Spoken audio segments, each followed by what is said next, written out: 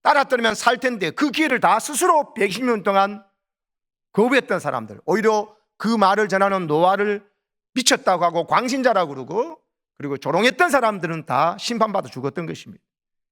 순종했던 노아 가족만 살아났어요.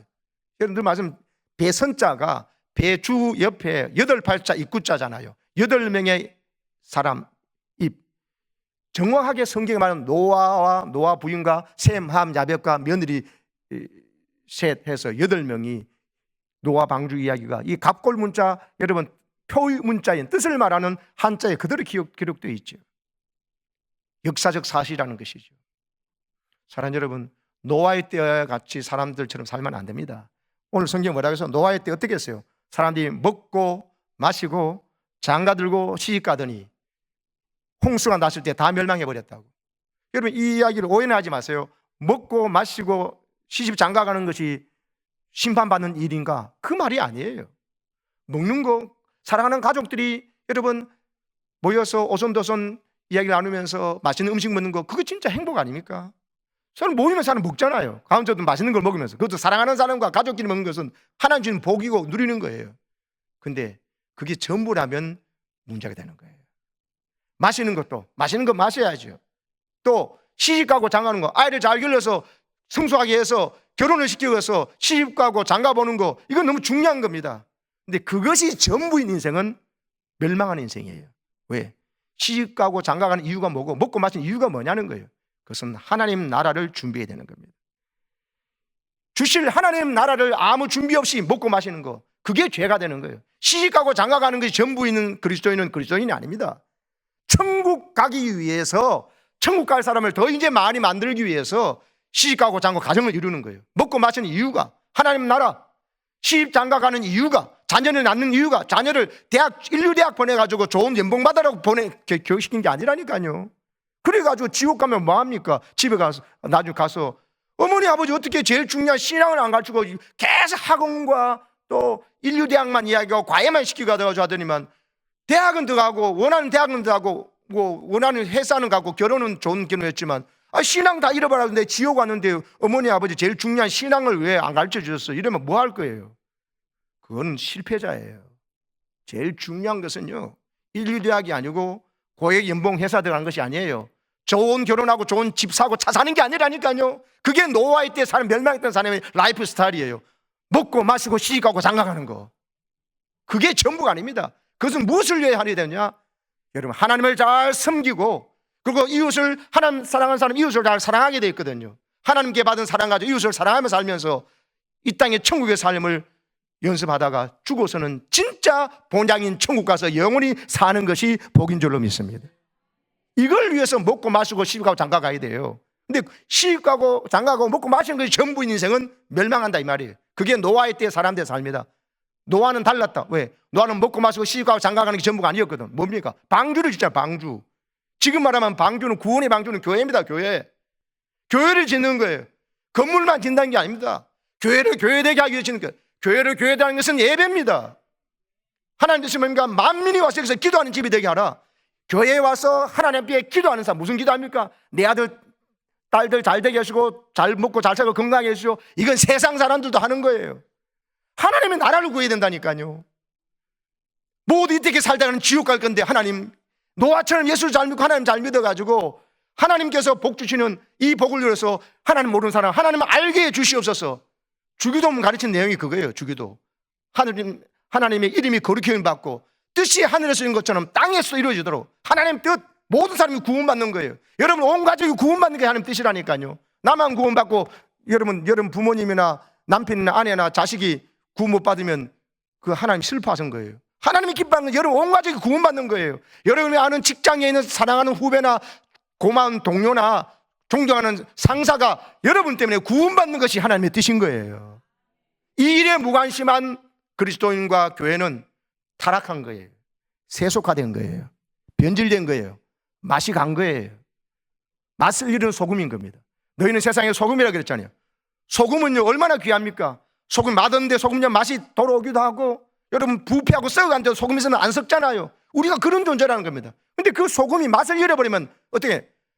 버려져 가지고 돌보다도 못해. 돌은 건축 자재로 쓰지. 맛을 입는 소금은 밟힐 뿐이라고 해요. 맛을 입는 소금이 뭡니까? 생명 복음을 전하지 않는 그리스도인과 복음 전하는 일에 무관심한 교회, 그게 아무리 몇몇 명, 몇천 명이, 몇백 명이 모인다 할지라도 복음 전하는 일에 관심 없는 교회와 복음 전하는 일에 무관심한 교인들은 맛을 잃은 소금이었어요. 그들은 세상에 밟힐 일만 남아있어요. 그러나 복음 전도에 집중하는 교회와 그리스도인은 하나님께서 높여줄 일만 남았다. 아멘이십니까? 바울은 그것을 발견하고 살아갔습니다. 버나드 쇼 말처럼 내 그 하려고 그랬는데 자꾸 연기하다 우물쭈물하다가 아이고 갑자기 자기 죽임하셔. 내 이럴 줄 알았다, 이렇게 죽을 줄 알았다, 이런 소리 하면 안 된다는 것이죠. 사랑하는 여러분, 소돔성 저 사진을 한번 보십시오. 소돔이 여러분 너무나 잘 살기 좋은 곳이었고 사람들이 땅값도 높고 요즘 말은 학군도 좋았어요. 서로서로 갈려하는 곳이었어요. 그러니까 선택하라 그럴 때 롯이 좋은 소돔 쪽을 택했겠지요. 그러나 장소는 좋고 땅값도 좋고 학군도 좋아가지고 그런 건 좋을지 몰라도 영적 상태는 하나도 고려 안 했거든. 왜요? 소돔성 저 사람들은 동성애가 만연이었어요. 하나님 주신 창조 질서를 거부하고 사람들이 음란하고 타락하는데 음란 타락을 넘어서가지고 이제 동성애까지 만연한 곳이었어요. 왜냐? 소돔이란 저 말 지명 자체가 동성애를 한다, 남색을 한다, 그런 뜻을 갖고 있어요. 그래서 지금도 소돔이라는 건 영어가 그대로 단어가 소돔의 지명에서 나온다는데 동성애하는 남색하는 이런 뜻을 갖고 있잖아요. 성적으로 완전히 무너져 있던 곳이다. 그래서 하나님께서 불과 유황으로 저기를 심판하시잖아요. 근데 하나님께서 아브라함을 생각하셔서 아브라함의 조카인 롯과 가족을 살려내려고 합니다. 천사를 보내서 멸망되니까 나가라고 그럽니다. 롯이 두 딸과 사위 둘에게도 이야기합니다. 아내하고 나가는데 어떻게 합니까? 롯의 사위들은요 장인 어린애의 말을 농담으로 여겼다 했어요. 농담이 여기까지 따르지 영적으로 분별이 안 되면요 마음밭이 자갈밭이고 길가밭이 딱딱하면은 살리는 말 줘도 거부하는 거예요. 농담 여기서 안 오고 그 사위는 죽어버렸어요. 그리고는 두 딸이 나오고 아내도 나오는데 저희 그림처럼 아내는 뒤를 쳐다봅니다. 오늘 말씀에처럼 뒤를 쳐다보다가 소금 기둥이 돼버렸어요. 왜 뒤를 쳐다봤을까요? 소돔성에 대한 미련이겠죠. 왜 뒤를 돌아봤을까요? 아, 저기 소돔성에 저 땅도 있고 또 좋은 세상 친구들도 있고 재미난 것도 있고 맛있는 것도 있고 맛집도 있고 저 있는데 아까운데 이러다가 여러분 구원받는 길에 오면서도 뒤돌아보다가 그런 사람은 하나님 나라에 합당하지 않고 천국 못 간다는 이야기예요. 여러분 살아야죠. 천하를 가진들 자기 생명 잃어버리면 무엇이 유익하리요? 오늘 말씀이지 않습니까? 여러분 생명 없는 일은요 하나님의 말씀대로 순종하는 길이고 여러분 어디든지 세상 것은 버리고 하나님 나라의 소중한 가치와 그 맛을 알 때 우리에게 진정한 행복이 찾아올 줄로 믿습니다. 그래서 오늘 32절 33절 보세요. 롯의 철을 기억하라. 롯이 미련을 가지고 뒤돌아보다 그랬다는 거죠. 그리고는 무릇 자기 목숨을 보존하고자 하는 자는 잃을 것이요 잃는 자는 살리리라가 무슨 말이에요? 네 생각대로 살려가면 죽을 것이고 네 생각 내려놓고 하나님의 생각대로 하나님의 성령의 감동대로 살면 너는 살게 될 것이다. 아멘이십니까? 여러분 세상 즐거움을 포기하면 세상 무슨 재미로 사나가 아니라 세상의 맛과는 비교할 수 없는 하늘나라의 영광스러운 맛과 신뢰한 기쁨이 찾아올 줄 믿으시기 바랍니다. 이걸 모르니까 바보처럼 세상 재미하고 하나님 나라가 전주다가 세상 거 보고 계속 부러워하고 일하다가 롯의 저처럼 돼버리는 것이죠. 이렇게 나왔던 롯 한번 보세요. 롯이 나와가지고 여러분 소돔 멸망하는 걸 보면서 거기에 살아난 걸 생각할까요? 아, 우리 삼촌 아브라함 때문에 하나님께서 나를 긍휼히 여겨서 이렇게 살려주시는구나. 그렇지만 동굴 속에 있을 때 남자가 없으니까 나중에 이 두 딸이 의합니까? 아버지 술 먹여가지고 아버지와 관계를 맺어가지고 큰 딸이 아들 낳아가지고 모압이라 하고 작은 딸이 아들 낳아가지고 아버지하고 관계에서 해가지고 베냐민이라 해가지고 베냐민은 암몬 족속의 조상이 되고 큰 딸은 낳은 아들은 모압 쪽의 조상이 되는데, 이 모압과 암몬이 이스라엘 옆에 살면서 계속해서 이스라엘을 괴롭히는, 그리고 하나님 제도 안 세우고 우상성이면서 괴롭히는 이런 존재로 살거든요. 롯의 가족은 패가 망신했어요. 여러분, 소돔의 문화를 그리워하고 그러다가는 끝장난다는 것입니다. 여러분, 지금 서울 도성이 소돔이에요. 동성애를 여러분 허용하는 정도를 넘어서서 합법화하고, 동성애하면 하나님께서 성경에 이렇게 말하신다고 설교하면 벌금 물려고 하는, 그러면서 여러분 정상적인 사람의 사고와 생각과 판단마저도 역차별하게 해서 여러분 동성애자를 오히려 우대하려고 하는 뭐 이런 쪽의 차별금지법을 지금 통과시키려고 국회에 지금 계류 중이잖아요. 올려버리면 통과할걸요. 그 사람들 누가 거기에 국회의원 뽑아놨습니까? 국민들 아닙니까? 우리들 아닙니까? 예수 믿는다는 자기가 지금 무슨 일을 해놓고 어떤 일이 벌어질지를 모르고 있어요. 회개기도 해야 되고 정신 차려야 됩니다. 그것이 통과되는 순간에 제 이 설교 못할 겁니다. 하면 누구 고소하면 나는 동성애인데 이 목사 설교에 내가 상처 입었다, 내가 심히 모멸감을 느꼈다고 고소하면 내가 고발당할 겁니다. 성경대로 설교도 못해요. 동성애자를 차별한다 그러면서 오히려 역차별이죠.